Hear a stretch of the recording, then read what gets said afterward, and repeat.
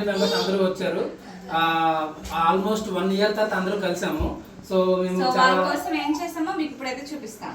రండి. Different varieties చేసాం, అది చూపిస్తాం. మటన్ కర్రీ, రొయ్యలు,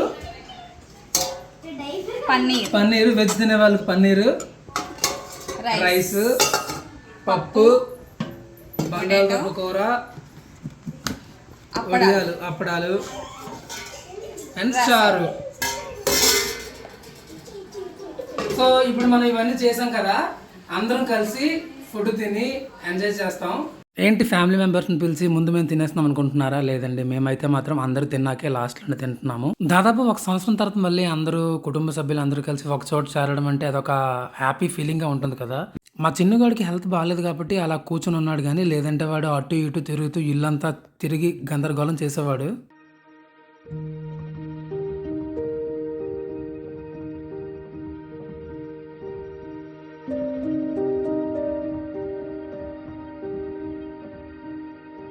అయినా ఇప్పుడున్న బిజీ లైఫ్లో అందరూ కలిసి ఇలా టైం స్పెండ్ చేయాలంటే అసలు చాలా రేర్ కదా.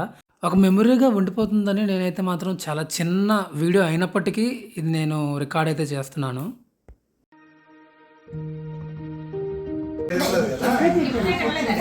నేనేటన్నా నీకు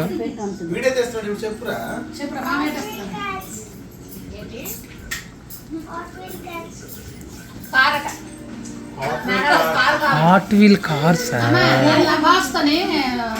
నువ్వు తినేస్తాదని